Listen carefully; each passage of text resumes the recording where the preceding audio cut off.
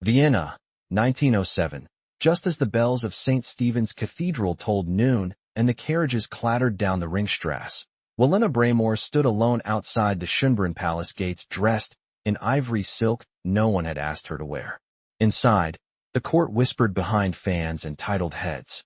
The Archduke's engagement ball had just begun, and Wilenna, the daughter of a fading American industrialist, had not been invited.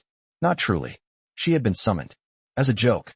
A future bride to a minor Habsburg cousin, they said. An arrangement for her father's remaining wealth. But the truth was plainer. Her father was bankrupt, her title borrowed, and her presence especially in that dress was nothing but entertainment to the court. She had arrived anyway. The guards had let her in out of confusion or pity. Now she stood beneath the gold and white ceiling of the grand gallery, her gloves too tight, her corset bruising her ribs. She saw the Archduke only once, across the room. He barely looked at her before turning back to his real guests. The laughter began near the orchestra, quiet at first, then louder. She brought a bridal fan. Someone said behind her, "Does she think he'll marry her tonight?" Wilenna turned, her face calm, but her knuckles white around her fan's handle. She had practiced her curtsy for days, studied Viennese customs, learned the names of every Habsburg cousin, and still, they laughed. She stepped back, her heel catching on the hem of her gown. A hand caught her elbow. "Careful," a voice said. "Deep. Steady. Let them laugh. You walk straighter than any of them." She looked up into the face of a soldier. Not a court peacock in brocade, but a real one, boots dusty from the field, uniform crisp but plain. His dark blonde hair was neatly combed, his jaw shadowed with stubble. He stood tall, but without arrogance. "Thank you," she said, breathless. "I'm Captain Xander Halden," he said, releasing her arm. "8th Infantry. I wasn't on the guest list either." She blinked. "Then why are you here?" He glanced toward the Archduke. "My brother serves in his private guard. I came to deliver a letter, and to see how the Empire spends its money." Wilenna smiled, quick and small. "Well, now you've seen it. Shall we escape before they start throwing cake?" He nodded once. "This way." He led her through a service corridor, past startled footmen, and down a narrow stair. They exited into the gardens, where the air was cool and the fountains whispered. They walked in silence at first. Then she asked, "Why did you help me?" "Because you looked like you were about to leave your pride on the floor," he said simply. "And I know what it's like to be mocked." She stopped beside a marble bench. "What did they mock you for?" He sat, his gloved hands resting on his knees. "My father was a tailor. I joined the army at 16. No one expected me to last.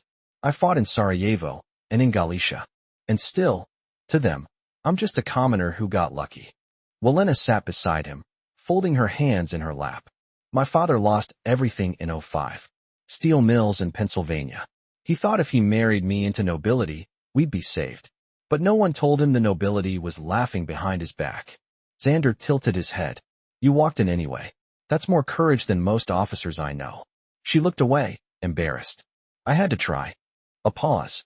He reached into his coat and pulled out a folded cloth. "You tore your hem when you turned. Let me fix it." "You sew?" "My father was a tailor," he said again, kneeling before her. "I learned fast. It was either that or go to school with holes in my trousers." She lifted her skirt slightly. He worked quickly, fingers deft.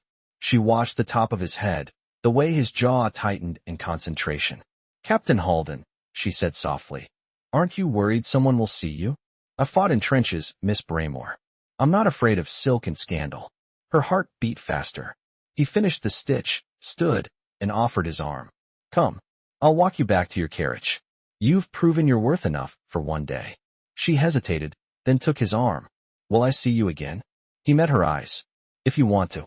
She did, more than she could admit. The carriage ride home was silent, but her hands trembled in her lap. When she reached her apartment near the Stadtpark, a note was waiting for her. Folded inside a pressed sprig of rosemary was one line, written in a soldier's hand. "Meet me by the Neptune fountain at dusk tomorrow. X." She pressed the note to her lips. The next evening, she wore no silk, just a walking dress and soft gloves. She waited by the fountain, heart racing. He arrived on foot, no sword, no flourish. Just him. "I almost didn't come," he said. "Why?" "Because this isn't allowed," he said quietly. "A captain and a would-be bride of nobility." I'm no one's bride, she said. Not anymore. They walked along the gravel paths, close enough to feel the tension between them.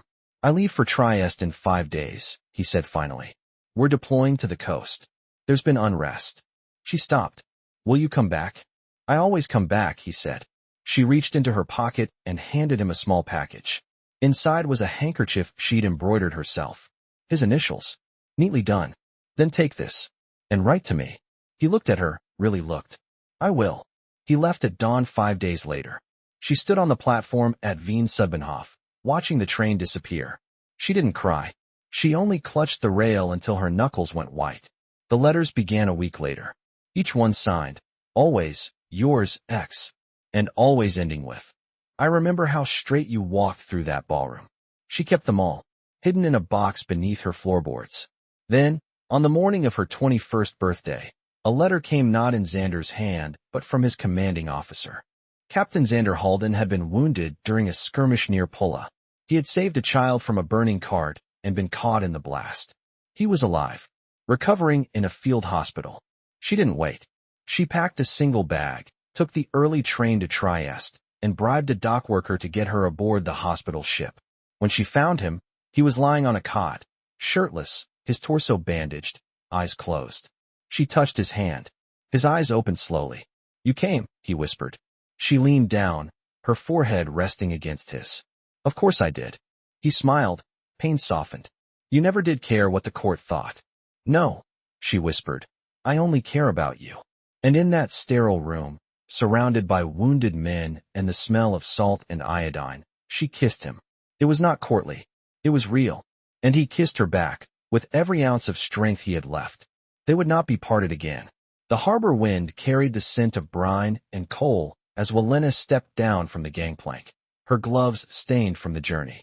Trieste was louder than Vienna, and rougher dock hands shouting in Friulian, gulls wheeling above rust-stained masts, and the crush of carts along the cobbled quay. She clutched her coat tighter, the borrowed wool too thin for the Adriatic chill. Inside the convalescent quarters, Xander's recovery was slow. His ribs had knit, but his right shoulder remained stiff, his movement spare. When Wilenna entered the ward each morning, she brought fresh bread wrapped in linen and a book tucked beneath her arm. At first, he only listened as she read aloud from Goethe's Wilhelm Meister, his eyes half-lidded, his breathing shallow. One morning, as she turned a page, his voice broke through the silence. You read better than my schooling, Sergeant. She kept her gaze on the page. That's because I don't shout. He shifted, wincing. He thought yelling made the words stick. I suppose that depends on the words, she said, closing the book. Do you remember anything he taught you? Enough German to swear in 3 dialects. He paused. And to write dispatches. Though I always preferred field reports. Fewer lies. She set the book aside. Do you miss at the front? His gaze drifted toward the window, where the sea flared orange in the late afternoon. Sometimes. There's clarity in danger. No pretense. You either act or you don't. She folded her hands in her lap. And here, there are questions I don't know how to answer. She waited. He turned back to her. Like what happens when a soldier starts imagining a future he was never meant to have. Her breath caught, but she didn't speak. He continued. When I was stationed in Galicia, I wrote to a friend back home. Told him if I survived the campaign, I'd open a shop something plain. Maybe leatherwork. I had a knack for it once. But lately I think about other things. A life that isn't just survival. She looked at him then, the lines at the corners of his eyes, the sun gold in his hair, starting to fade. You could still do that. I could, he said slowly. But I'd want someone beside me who knows how to walk into a room full of wolves and never lower her head. Her cheeks warmed. That evening, as the ward quieted and the nurses dimmed the lamps, she lingered beside his cot. He shifted his hand toward hers, his fingers brushing the edge of her palm. I had a visitor, he said. She tensed. From the regiment? No. From Vienna. Colonel von Strass. He brought papers. He hesitated. They're offering me a promotion to administrative command. Her brows lifted. In the city? He nodded. Schönbrunn Barracks. Instructor post. No more deployments. She looked down at their hands. Why are you telling me this? Because I said yes. And because I'll need somewhere to stay when I return. Her throat tightened. You mean? I mean, I've spent too long pretending I don't want more than a soldier's ration and a half-day's sleep. I came back for a reason. And it wasn't just to heal. He sat up slightly, wincing. Will you be there when I arrive? Her answer was quiet, but steady. Yes. They returned to Vienna in late spring.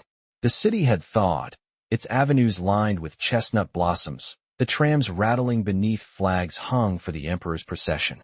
Wilenna moved into a modest flat near Karlsplatz, the kind with high ceilings and a narrow balcony just wide enough for 2 chairs and a pot of tulips. She found work assisting at a textile house, her knowledge of thread counts and French imports suddenly useful. Xander's uniform changed. No longer the dust-streaked field tunic, but the dark green of the city guard. He walked with a cane now, though he used it less each week. He kept the handkerchief she had given him in his breast pocket, the embroidery faded with washing but still intact. They met each evening by the canal. Sometimes they sat in silence, watching the swans move through the water like drifting parchment. Other times they spoke of things not written in letters, how her mother had once sung in a Boston theater, how his brother had married a girl from Salzburg with a laugh like rain. He never asked her to marry him with a grand gesture. One afternoon, as she folded linen on the balcony, he came up behind her, rested his hand on her waist, and said, "There's a house for sale on the edge of Hyatzing. 2 rooms and a garden. Enough space for a bench under the linden tree." She turned. "Is that your way of proposing?" He didn't smile, but his eyes held something steadier. "It's my way of saying I want to build something with you. Not in secret. Not in borrowed rooms. Ours." She reached up, touched the place just above his heart. "Then let's start." They married in the small church near the Naschmarkt, beneath pale glass windows and the scent of beeswax candles. No nobility came. No titles announced. But the pews were full of soldiers, seamstresses, dock workers, and neighbors who had seen a girl in silk become a woman who stood her ground. As they stepped into the sunlit square, hands clasped, the bells began to ring. Not for spectacle, not for show, but because, at last, their hearts belonged to no one but each other. The house in Hyatzing stood at the end of a narrow lane lined with hornbeam trees, their branches just beginning to leaf. Wilenna stepped through the threshold first, trailing her fingers along the unvarnished doorframe. The walls smelled faintly of old plaster and lavender, as though someone long ago had tried to keep the place gentle. Xander came in behind her, carrying a small trunk beneath one arm, his cane tapping softly against the wood floor. "I checked the roof. No leaks," he said, setting the trunk beside the hearth. "But the stove in the back room smokes. Needs a new flue." She opened a window to let in the breeze. "I'll speak to the ironmonger near the bridge. He's good with stubborn chimneys." He leaned the cane against the wall and lowered himself onto the edge of the window bench. "I still don't know how we managed this." "By not asking permission," she said, lifting her skirts to kneel beside the stove. "And by using every coin I had left in my mother's travel case. I'll pay you back." She turned, eyes steady. "We're not keeping accounts." He said nothing to that, only watched her gather kindling with sleeves rolled to the elbow, hair pinned loosely for work. She had not worn jewelry since they left the city, not even the fine brooch her aunt had once sent from New York. That life was behind them now. Later that week, she found a neighbor's boy to help dig the garden. He was missing 2 fingers on one hand, but worked faster than most grown men. "Fell under a cart last winter," he said when she asked. "Mida says I'm lucky I still got the thumb." Xander watched from the window as she handed the boy a warm roll and a copper pfennig, her voice low but firm as she pointed out where to plant the onions. That evening, when she came in with her skirts muddy and the smell of soil in her hair, he said, "You were born for this." She sat beside him at the table, brushing dirt from her hands. "Not like this, but something close." He reached for her wrist, fingers brushing the faint scar near her knuckle. "What was it?" She hesitated, then answered, "I used to help the kitchen girls in Pittsburgh when father was away. One day I sliced my hand peeling potatoes. The cook told me to wrap it and keep working. So I did." He turned her hand over, tracing the line with his thumb. "You never told me that. You never asked." Outside, the bell of the small chapel down the hill rang once, marking the hour. She looked toward the window, the fading light catching the curve of her cheek. "Before you," she said quietly. "I thought there was only one way to matter. Through someone else's approval. A name. A ring." That ballroom felt like drowning. He didn't speak, only reached into the coat draped on the chair and tugged out a folded piece of paper. He laid it on the table between them. What is it? He slid it toward her. An offer. From the War Ministry. They want me to assist with training new recruits. Field strategy and supply coordination. Will you take it? He met her eyes. Only if we keep this house. I won't live in the barracks again. She unfolded the paper, scanning the crisp script. Can we manage both? With care, he said. And if you keep finding neighbors' boys who work like draft horses. She smiled, tired and soft. Then we'll do it. The next morning, they walked together to the edge of the vineyard slope behind their house. The mist hadn't yet burned off, and the city below was a blur of rooftops and smoke. He stood beside her, hand resting at her waist. When autumn comes, he said, we'll press apples. There's an orchard 3 kilometers west. They sell the bruised ones cheap. She nodded. We'll need a press. I can build one. The carpenter near the station has scrap oak. She leaned into him, eyes on the pale sky. If we start now, we can have cider by the first frost. He kissed the top of her head, the gesture quiet, habitual. Then we'll start.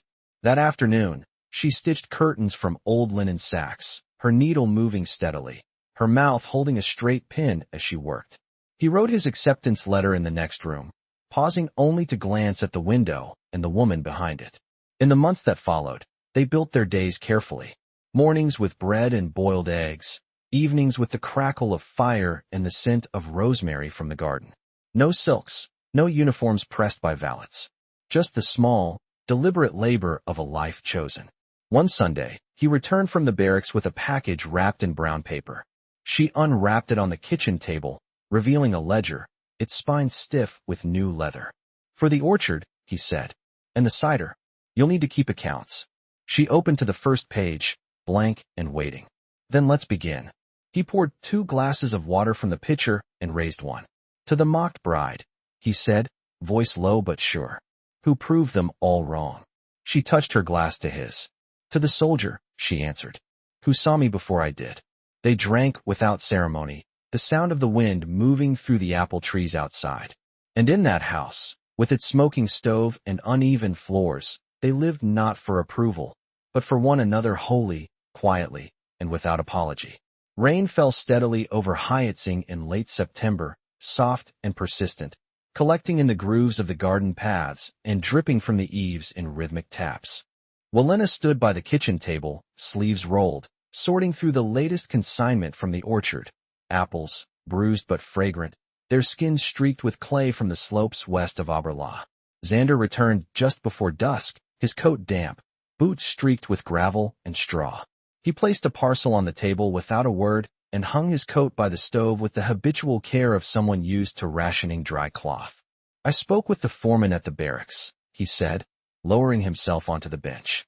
They're expanding the training program. More men from the western provinces. Ill-prepared, most of them. Some never held a rifle. She handed him a towel for his hands. You'll have to teach them from the ground up, then. They don't speak much German. Some only Slovene, a few Hungarian. I'll need to find someone who can interpret. I might know someone, she said, wiping the edge of a crate. Greta's brother married into a family near Kronia. He studied both. He raised an eyebrow. Greta. She's the one who helps mend the linens at the chapel. Red hair, walks with a limp. He nodded slowly. Of course. The one who always gives you the smaller candles. She says it's because I light them with more care.